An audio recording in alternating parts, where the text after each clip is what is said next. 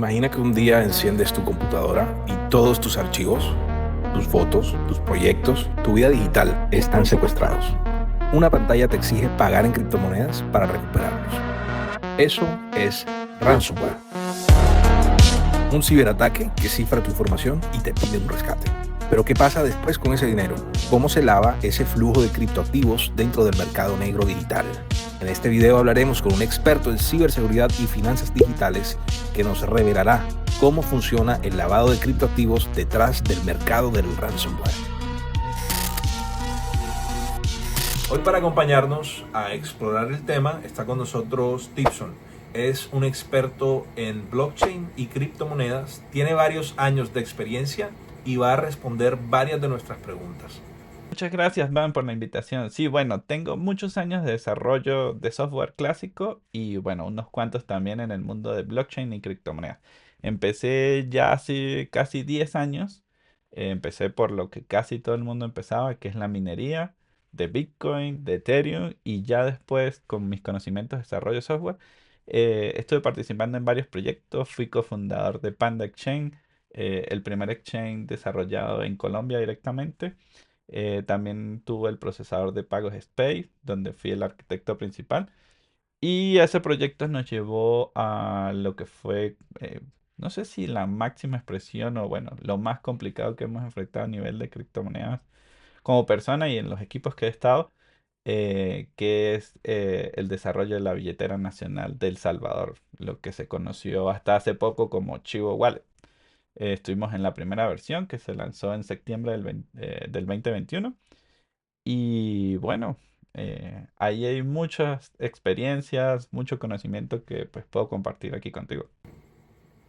Impresionante. Gracias por darnos esa información. Ya sabemos que definitivamente estamos hablando con alguien que sabe del tema. Y bueno, ya hemos hablado del tema inicialmente del mercado del ransomware y cómo muchas personas que ni siquiera tienen idea o experiencia en tecnología pueden adquirir un kit fácilmente y hacer uso de este. Pero surge la pregunta de cómo hacen para lavar estos activos después de que funciona un ataque o un ataque es efectivo contra una empresa de alto calibre, porque son montos muy altos los que hemos visto. Y tenemos unas preguntas que hacerte. Por ejemplo, queremos saber si el ransomware casi siempre pide pagos en criptomonedas o si hay casos en donde los atacantes prefieren usar transferencias bancarias o efectivo. No, mira, o sea, el se ha popularizado, hasta incluso podría decir democratizado, mayormente con criptomonedas, con toda la variedad, Bitcoin y todas las criptomonedas que nacieron a partir de esta revolución. Porque muchos tienen la creencia de que son completamente anónimos. Allí es donde hace fácil, por un lado, creer que no vas a tener ningún rastro, porque pues si usas entidades bancarias o cualquiera de estas cosas, son sistemas centralizados que tienen un proceso bastante fuerte de KYC, de conoce a tu cliente, y sería muy fácil rastrear quién está recibiendo los fondos. Efectivo no se usa porque cuando quieres mover efectivo es muy complicado. Pueden ser grandes volúmenes cuando quieres hacer. Tienes lo de, bueno, aquí nos vamos un poquito al estilo de las películas que te pueden capturar cuando hacen la entrega porque es algo presencial.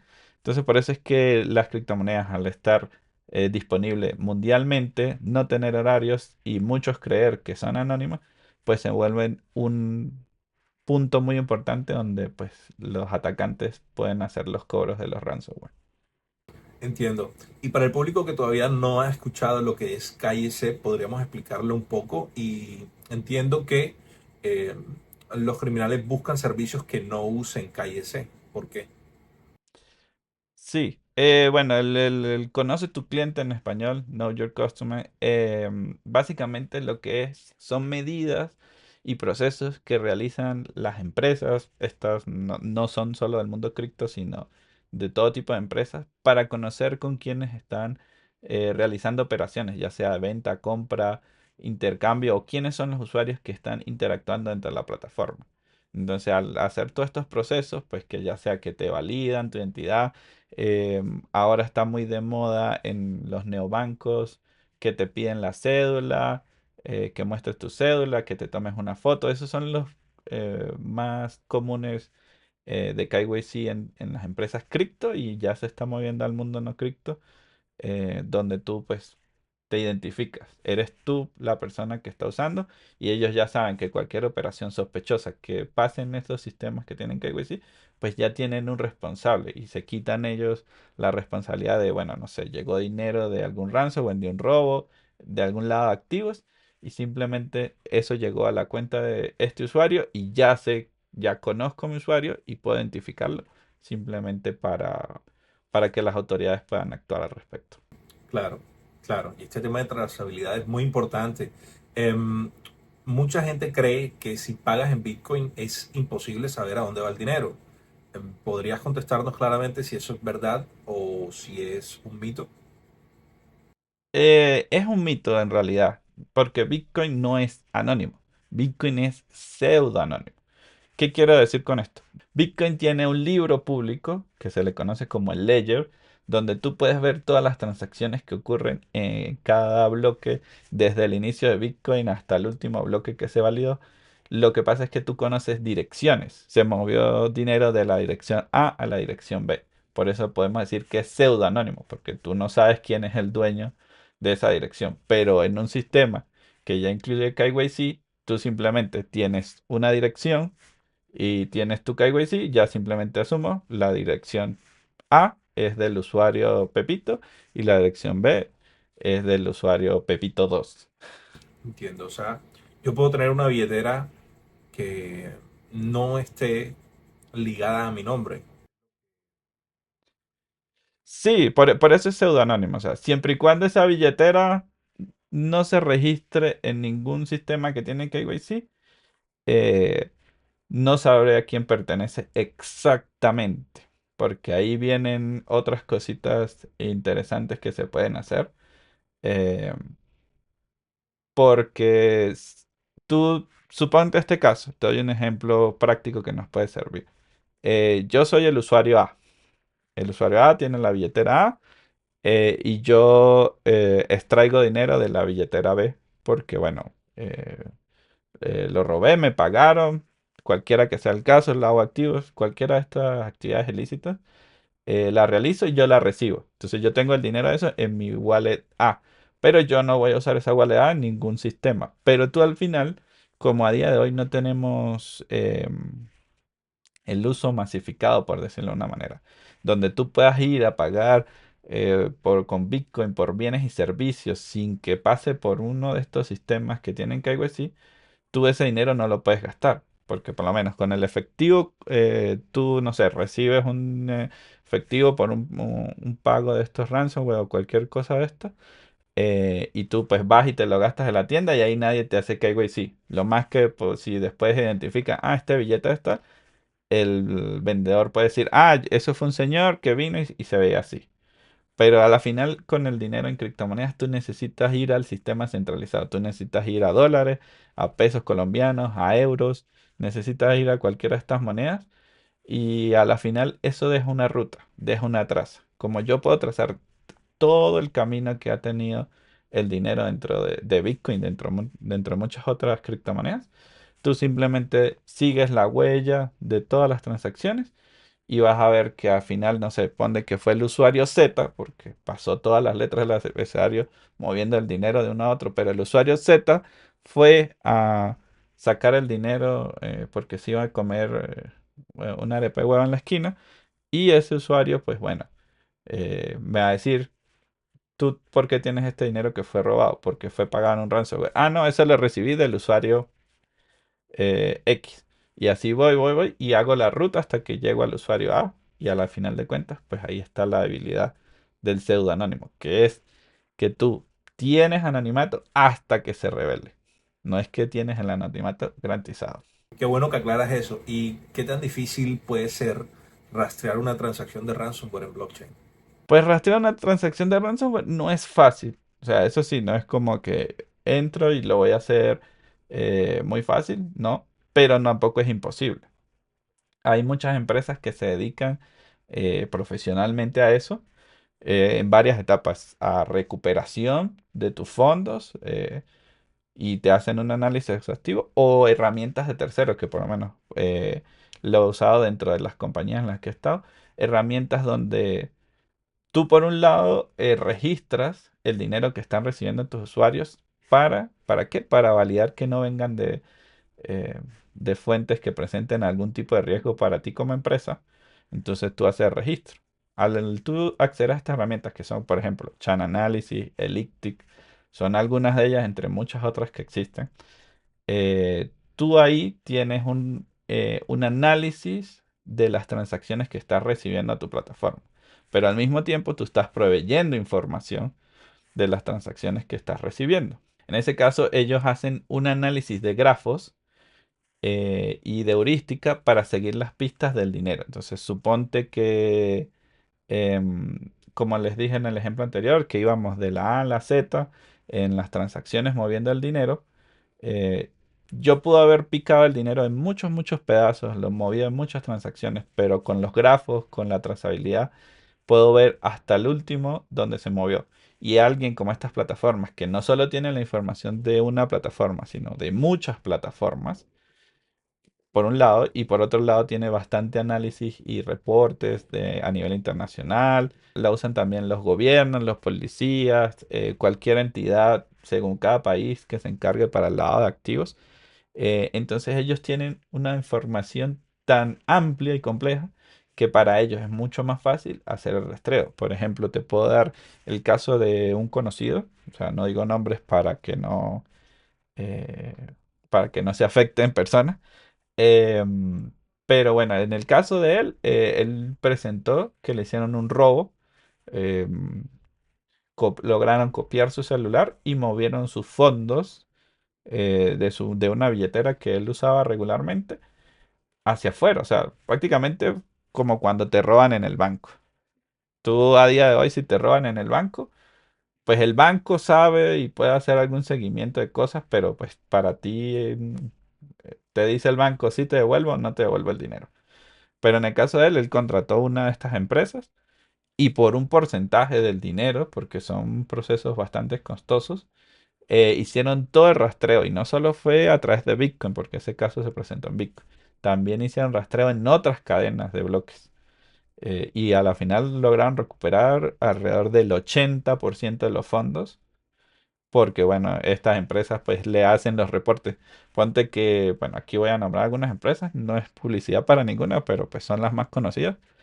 No sé, ponte que mandaron una parte del dinero para Binance y entonces estas empresas van y se encargan de decirle a Binance, oye Binance, mira, los fondos que recibiste de esta billetera vienen de este robo reportado, porque eso incluye las autoridades. Se tiene que reportar como un robo, se tiene que dejar constancia legal, se tiene que iniciar procesos legales. Y con esas herramientas, pues estas empresas van y dicen, oye, mira, este robo ya se reportó a la policía, estos fondos que le llegó a la cartera W eh, pertenecen a ese robo.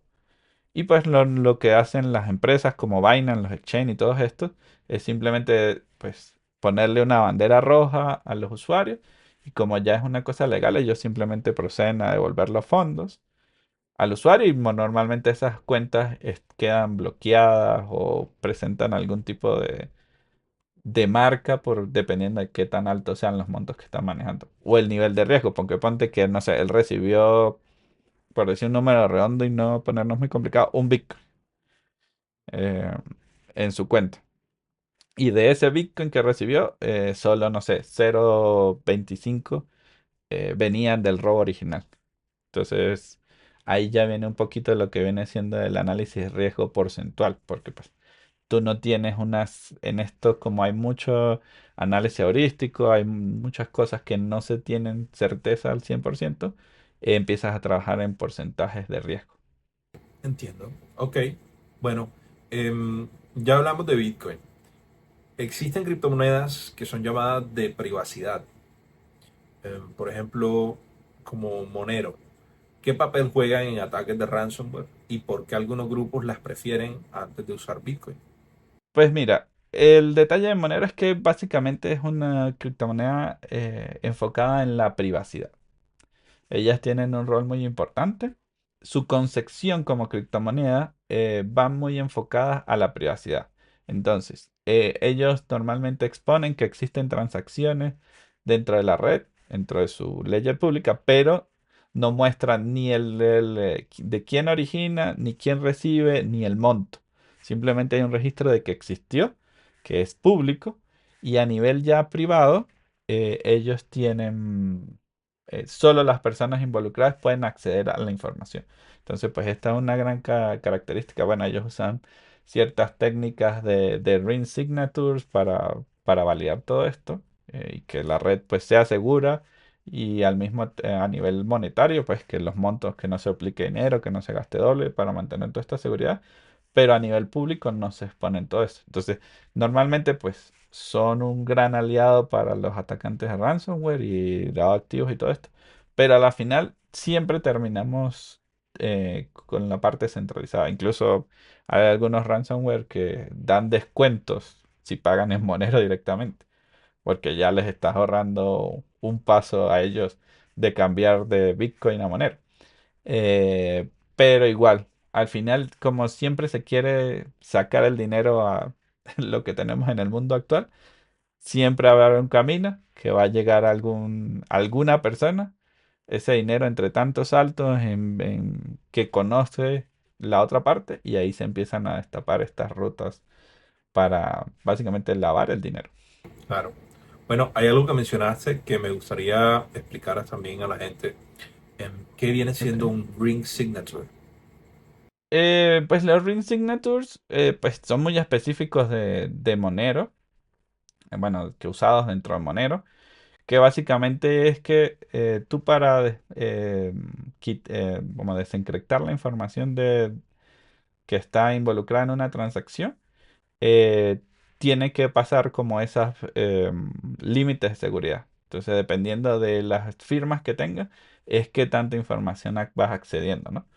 Y a eso incluye, pues, el quién origina, quién recibe, quién está validando la transacción. Entonces, hay varios O sea, signatures que hay van y varias entonces capas tú vas entonces. accediendo. Hay varias capas de Sí, información. por decirlo de una manera, son varias capas. Pero entonces depende de qué tanta complejidad. O sea, si están todas las firmas, tienes toda la información. Si solo tienes dos firmas, solo accedes a cierta parte de la información. Ok, en tu experiencia, ¿qué errores suelen cometer los delincuentes al momento de mover esos fondos? Pues los errores más que todo están a nivel operativos. O sea, en cómo ellos ejecutan las transacciones, por muy automatizadas que las tengan. Siempre hay errores de si reutilizan direcciones, o sea, como recibir todo el dinero de todos los ransomware que estén aplicando a la misma dirección. eh, Hacen transacciones predecibles, o sea, como que todo el dinero apenas llega a esa dirección se mueve a otra en su totalidad. No usan técnicas de chain hopping, que es cambiar de cadena y sea otra cadena de bloques. O no usan los pill chains, que es básicamente es una técnica que permite mover el dinero, pero como cuando estás pelando una fruta, ¿no? Por capitas. Tienes el total y vas moviendo solo fracciones, fracciones, fracciones a muchas direcciones diferentes. Y sabes que por lo menos en el caso de Bitcoin, cuando tú mueves dinero de la dirección A la dirección B, regularmente hay una dirección C involucrada en el proceso, que esa dirección C a la final es tuya también, de quien origina la transacción, pero todos los fondos se mueven. Entonces, ponte que mandaste el pago de ransom a la dirección A. Entonces, a la dirección A muevo, no sé, pagué un Bitcoin, por decir un ejemplo. Entonces, de la dirección A muevo a la dirección B 0,1. Y entonces ese 0,1 llega ahí. Pero el restante, el 0,9, se mueve a la dirección C. Y así lo voy haciendo consecutivamente para ir como desgranando toda la transacción y que sea más difícil de rastrear. No lo hace imposible, pero más difícil. Entonces muchas veces los atacantes no tienen toda esta seguridad o incluso errores mucho más tontos como pagar cosas particulares o tocar ciertos exchange o servicios que tengan eh, KYC fuerte o incluso débil. Con un KYC débil ya son una bandera que se vuelve oro para los investigadores al momento de hacer rastreo. Me gustaría que nos explicaras de manera sencilla qué son los mixers o mezcladores de criptomonedas. Es lo mismo que acabamos de hablar. Y bueno, ¿cómo se apalancan los criminales de esa herramienta en específico? Pues los mixer básicamente los podríamos definir como, así muy sencillo, como una especie de licuadora. Que tú metes ingredientes de todo, o sea, meto los fondos de la billetera A, de la billetera C, todos, los mezclo todos en uno y empiezo a servir en vaso. Entonces, a la misma cantidad que yo proporcioné, le voy a servir en una nueva dirección a todos los usuarios. Entonces, ahí hay una mezcla de fondos limpios y sucios eh, que están mezclados dentro de todo y que se van segregando en direcciones. ¿Qué pasa dentro de los mixers? Pues ellos tratan su trabajo principal es ocultar la transacción nueva donde salen los fondos que no esté conectada con donde se originaron los fondos para que se rompa la cadena de investigación. Pero bueno, si ya dentro de las plataformas que tus fondos vengan de un mixer, ya levantan un cierto nivel de alerta. Ya no eres un usuario normal que usa sus fondos de que, no sé, los compró en el exchange A y viene para el exchange B y los quiere usar aquí también, o que los tenía en su billetera guardados, que no tienen ningún tipo de alerta y los manda para el exchange a cambiarlos. Pero si ya viene de un mixer es como, no, ya estás en un término medio alto de alerta, incluso si tú solamente estás jugando a que quieres anonimato. No digamos que estás involucrado en nada de ransomware o ninguna actividad ilícita, pero sí quieres anonimato y mucha gente usa estos mixers, que son a la final los que ayudan a que las personas que quieren lavar activos pues tengan la ventaja de que tienen activos limpios para mezclar con los que vienen sucios, por decirlo de una manera. Mencionaste anteriormente también el chain hopping. Me gustaría hablar un poco más de ello para tener un poco más de conocimiento acerca de cómo funcionan y cómo ayuda esta técnica a evitar la trazabilidad de las transacciones. Sí, bueno, básicamente el chain hopping es cambiarte de una red, de una cadena de bloques a otra. Hay muchas stablecoins que corren en múltiples cadenas y tú puedes cambiar de una a otra sin que se vea involucrado un tercero. Por ejemplo, suponte que yo recibo, sí, mi ransomware, Bitcoin, un Bitcoin, lo voy, lo llevo, hago todas estas cadenas hago todos estos procesos para asegurar que no lo siga. Y en algún punto llegué a que tengo por lo menos USDT, por decir un ejemplo. USDT corre en diferentes cadenas. Corre sobre Ethereum, antiguamente corría en una capa superior de Bitcoin, corre en la red de Tron y muchas otras. Entonces yo lo que hago es tengo mi equivalente a un Bitcoin en USDT que ya volví a unir todo o parcialmente. Y yo lo que hago es voy por la red de Ethereum y busco ese proceso o servicio que lo que me haga es darme la misma cantidad, pero sobre la red de Tron. Entonces la trazabilidad ya excede lo que contiene una sola cadena. O sea, ya no estoy en Bitcoin, que fue originalmente se originaron los fondos, sino estoy en Bitcoin, pasé a Ethereum con su capa de tokens con USDT y ahora voy a Tron. Entonces, pues eso hace más difícil eh, la trazabilidad. Obviamente, pues esto se oye muy bonito, pero tiene costos, tiene complejidades si lo quieres hacer bien para poder que ellos logren sus objetivos, pero igual, simplemente no son soluciones definitivas, sino son pequeñas trabas que se sienten literalmente como cuando vas en una de estas persecuciones del ladrón y el policía en las películas, que el ladrón empieza a tirar las cubetas de basura para que el policía le cueste más seguirlo. Sí, le va a costar un poco más, pero igual te va a seguir. Sí, me imagino que en estos saltos entre cadenas, estos servicios que prestan eh, los saltos entre cadenas, también habrá algún tipo de medida de seguridad como KYC, ¿no? Hay de los dos. Hay de los dos. Hay algunos que tienen KYC, hay de los que tienen que son sin KYC, pero toda cosa que se realice sin KYC, como tal vez por lo menos los exchanges descentralizados, eh, ya de por sí para los que usan KYC representan un riesgo. Entiendo. Ok. Desde tu experiencia, ¿qué herramientas o técnicas se usan más entre los analistas para seguir el rastro del dinero, aunque ya haya pasado por mezcladores, intercambios, saltos de cadena? ¿Cuáles serían las más usadas? Pues usan de todo, desde lo básico a como exploradores de bloques, que son los exploradores de bloques, es donde podemos ver las transacciones de una cadena de bloques de manera pública, hasta herramientas ya más complejas que aplican Machine Learning, eh, con los grafos de las transacciones, patrones de gasto, heurística de cambio también, o sea, cómo, eh, dependiendo del cambio, cuál es la predicción, cuál es el resultado, hacia dónde se debe mover. Y hay una cosa que es muy importante en esta trazabilidad y son los clústeres de transacciones. Los clústeres de transacciones son básicamente, eso lo crea el explorador o estas herramientas como Channel Analysis o Ellipti, em, porque tú en Bitcoin, tú eres dueño de una wallet, pero esa wallet tiene múltiples direcciones. Y así pasa con muchas otras cadenas de bloque. Entonces tú puedes conocer el dueño de una dirección. Tú no conoces el dueño de toda la wallet. Que para conocer el dueño de toda la wallet tendrías que tener acceso más que solo de lectura sobre esa wallet.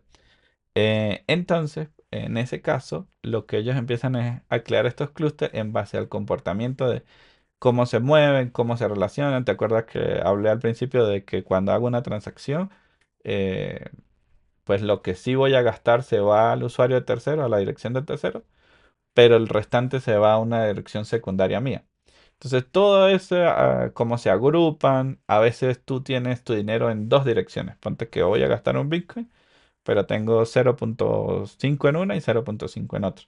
Entonces, para generar el movimiento de un Bitcoin, yo gasto de una y de otra. Entonces, se analiza todo ese comportamiento en las direcciones y en base a eso se crean los clústeres. Y los clústeres me dice, bueno, esta es todas las direcciones asociadas a la wallet o incluso a la persona, porque tú puedes tener direcciones que son de diferentes wallets, pero si tú mueves dinero entre ellas constantemente, como tal vez lo harías en tu cuenta de banco, en tu cuenta de neobanco y en tu cuenta del banco clásico, tú mueves tus fondos no sé, porque quiero gastar, porque la tarjeta, porque estas cosas. Ellos hacen el equivalente a eso y forman como un gran clúster de direcciones que dicen, tiende a ser el usuario A, o todas estas direcciones son del mixer, o todas estas otras direcciones son de un exchange descentralizado. Ok. ¿Qué rol juegan las stablecoins en el lavado de activos con cripto? Bueno, las stablecoins, pues como su nombre lo dice, pues son estables. El riesgo que tiene tal vez incluso hasta los atacantes sufren del riesgo de volatilidad de Bitcoin y de muchas otras criptomonedas. Entonces ellos para preservar el monto que están recibiendo, pues inicialmente lo cambian por una de estas stablecoins como USDC, USDT, existen varias. Entonces ellos mueven los fondos simplemente en un inicio para para garantizar que el monto se mantiene estable en el tiempo. O sea, se puede decir que ese es el primer movimiento que hace un criminal una vez haya reclamado el rescate de un ransomware. Sí, exacto. No, tal vez no el primero. O sea, ¿Cuál sería el primero? esto es meramente especulativo. Eh, pero por lo menos en mi caso, el primero sería ofuscar el origen de esa transacción original del pago hacia el ransomware, porque la dirección que reciben los fondos regularmente va a ser la dirección que sea reportada en un robo, en el robo ante la policía, ante una demanda.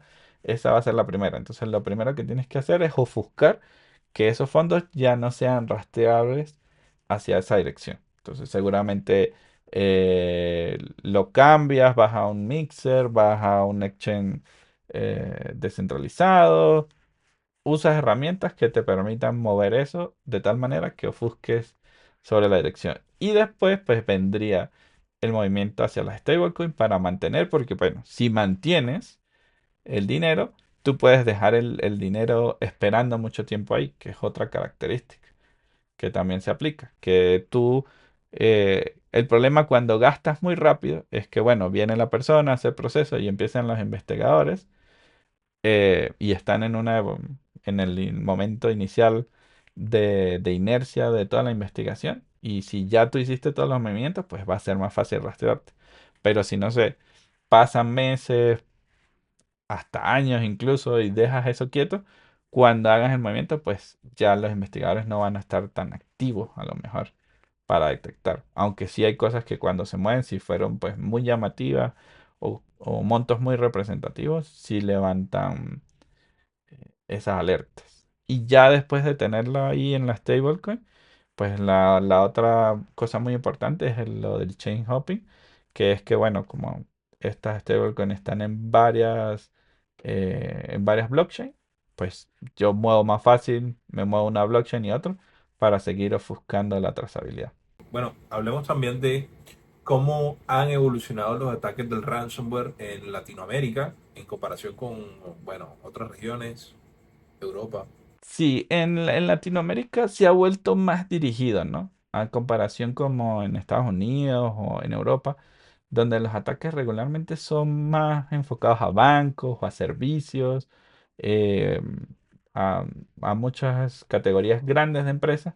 En Latinoamérica se ha enfocado más al dirigido, a personas, a individuos que pues no tienen estas herramientas tan complejas o no tienen un acceso a un conocimiento a toda esta clase de herramientas que hemos tocado durante la conversación y que regularmente, pues, hasta incluso por pena, no hacen todo el proceso y simplemente pagan el rescate de ransomware con muchas suerte, por decirlo de una manera, podrá resolver o incluso pues puede terminar sin resolver su problema del ataque de ransomware y perdió el dinero y perdió todos sus datos y pues no realiza, no avanza en el proceso. Porque uno puede creer que dentro de los procesos de la ley de cada país de Latinoamérica, estas cosas no tienen consideración, no son complicadas o no confían un poco en el sistema. Entonces eso le da como un margen a los atacantes de salir más librados. ¿Cómo se ha conjugado o cómo ves el panorama eh, cripto o de blockchain con las tecnologías de IA que están saliendo día a día? Pues, sabes que lo he notado como un poco lento. Sí hay algunos proyectos que están naciendo alrededor, tratando de mezclar ambas tecnologías, pero todavía los veo muy, como muy utópicos, por decirlo de una manera. No veo un planteamiento claro, tal vez, como hemos visto, pues en los últimos años, como la IA, pues, que no era capaz de generar una imagen porque tenía 8 dedos la persona que trataba de generar a que ahora pues te arme imágenes con tu cara, con la de los famosos y todo. Esa clase de avance no lo he visto tan claro porque pues hay muchas cosas donde se puede usar, análisis de mercado, análisis de comportamientos. Hay una gran necesidad ahí que tal vez puede ser cumplida. Aunque también pues con la IA tal vez no se ha intensificado tanto porque la IA todavía y muchos temen que la IA vuelva a ser como el boom de las web en los 2000 que todos quieren aplicar IA en todo y se está yendo mucha inversión y pues eso vaya a significar un declive. A lo mejor tal vez el ecosistema cripto está siendo más cuidadoso con estos aspectos, ¿no? Porque pues el ecosistema cripto ya ha pasado por esa clase de experiencia como lo fueron las ICO en el 2017 que muchos proyectos prometedores, interesantes, que recolectaron fondos y después simplemente desaparecieron. Los precios inflados de los NFTs en su momento, que ofrecieron muchas cosas, que parecía que iban a ser la versión, no sé si 2.0, pero sí la siguiente versión del arte, donde todo iba a ser muy costoso y pues la mayoría de las colecciones a día de hoy pues perdió casi todo su valor. Entonces a lo mejor por eso el ecosistema cripto está siendo un poquito más conservador. Pero sí hay muchas necesidades y hay muchas utilidades donde soluciones con IA pueden generar cosas bastante interesantes con el ecosistema cripto. ¿Qué papel juegan los NFT y los juegos Play to Earn en el banqueo de capitales? Pues Sal es bastante interesante, ¿no? También, si lo haríamos una comparativa con el mundo clásico, sería como con las obras de arte.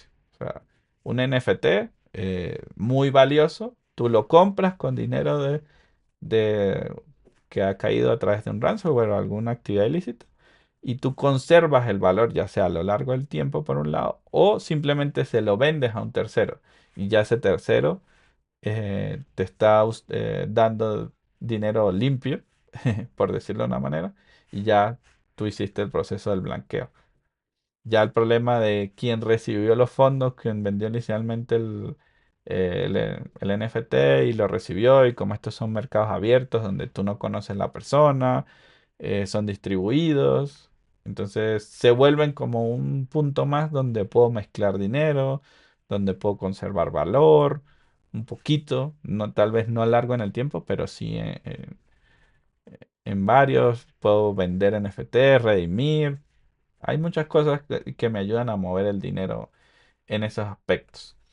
Y por otro lado, pues con los juegos Play to Earn, pues muy similar con los NFT, porque a la final, en los juegos Play to Earn, pues los ítems o estas cosas que tienen valor, en el fondo, pues son NFTs o son contratos inteligentes que están ahí funcionando. Y yo los uso simplemente pues para comprarlo en un sitio, venderlo en el otro, y la transacción ya es una transacción limpia de fondos. Y tú fácilmente puedes ir, por lo menos ahí sería uno de los casos donde yo aceleraría convertir a dinero fiat a través de un tercero o usando alguna mula digital, por decirlo de una manera, donde tú usas ya sea la identidad de un tercero o los servicios de un tercero para que transforme eso a fiat, porque lo recibí de un juego que dentro de todo pues se ve eh, parcialmente legítimo, y ya tengo mis fondos y me pierdo en el sistema clásico. Una última pregunta. ¿Qué debería mejorar la cooperación entre bancos, exchanges y autoridades para cerrar estas brechas que estamos viendo? Lo primero sería compartir información en tiempo real. Normalmente estos procesos de KYC, de lavado de activos, de análisis de transacciones, no son en tiempo real. Llevan un tiempo dentro de cada organización, procesarlo, llevarlo y reportarlo a terceros. O sea, ya sea reportaje análisis, a ICTI o a cualquiera otro de estos, o incluso a la ley. Si te demoras, la ley pues también tiene sus otros datos que no son, que no comparten. Entonces, como no hay un conjunto donde estos datos operen, es más difícil detectarlo, ¿no? Ese es el primer punto. Y pues muchas veces los bancos, los exchanges, pues ellos detectan esto, como yo te hablaba hace rato, de que un usuario realiza una operación que tiene un porcentaje de riesgo, pero ponte que no es tan riesgosa. Entonces el exchange simplemente pues registra que es parcialmente riesgosa, tal vez le coloca un check a su usuario, pero esa información no la comparte con nadie. Entonces, como esa información no tiene una interoperabilidad interesante, donde, no sé, tal vez si yo conecto la información del 3 Exchange, pues veo que ya el monto que la persona está moviendo, pues tiene un patrón riesgoso y lo podría detectar. Pero como toda esa información queda en cada exchange, se demora en que se pueda detectar, o tiene que venir un análisis forense para ver todas las transacciones posterior, y ya tal vez pues el usuario ya hasta como quien diría, se me cachó esa platica. Y otra cosa también importante es la regla, el que se llama el Tribal Rule, que básicamente es para mover capitales entre países. De eso a día de hoy no existe, hay recomendaciones a nivel internacional, pero todos los países no usan el mismo estándar.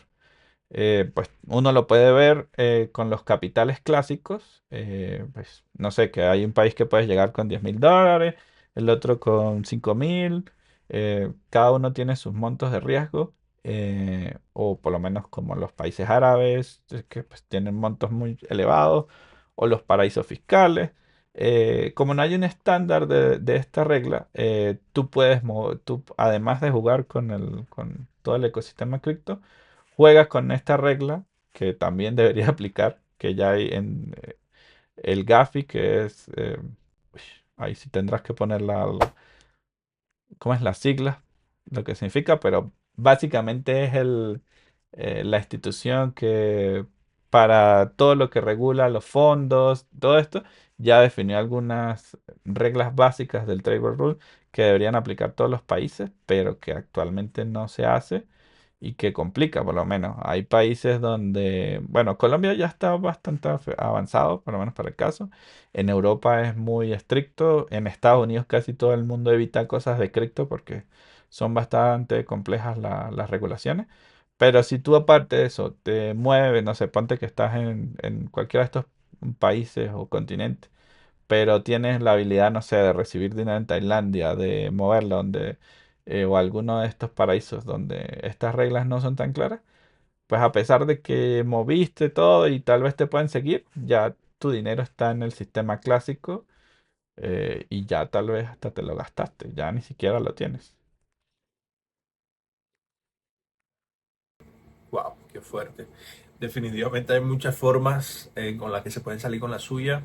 Sí. La verdad que el mercado del ransomware uf, es otro mundo y es demasiado dinero. Bueno, muchísimas gracias por abrirnos un poco más los ojos de lo que pasa detrás de cámaras o lo que pasa en el background de estos movimientos criminales y cómo pueden fácilmente salirse con la suya. Definitivamente hay mucho en qué trabajar y para eso, bueno, para eso estamos tú y yo. Definitivamente hay que meterle mano para sacar adelante un entorno más seguro y bueno, concientizar a la gente de las buenas prácticas que deben tomar, de cómo prevenir el ransomware. Creo que es una de las mejores formas de eh, erradicar el problema. Definitivamente no sería realista pensar que vamos a acabar con el ransomware, pero a ver, las personas que tal vez vean este video saben un poco más de cómo cuidarse. Sin más, muchas gracias Tipson por tu tiempo y por tu sabiduría. Vamos a dejar las redes de Tipson y de pronto algo de su contenido aquí abajo para que puedan ver un poco más sobre cripto. Él definitivamente tiene la experiencia que se requiere y pueden aprender mucho de él. Solo tienen que seguirlo en sus redes. Bueno, no, muchas gracias por la invitación y sobre todo, pues que siempre investigue, que no se dejen engañar por la información que recibe, siempre verifiquen. Eso es siempre lo más importante. Verifiquen y estudien por ustedes mismos, así están seguros de lo que están haciendo y no caen, ya sean ransomware, estafas de cripto o cualquier cosa que los afecte de alguna manera. Si quieres más contenido como este, recuerda suscribirte y sígueme en mis redes sociales.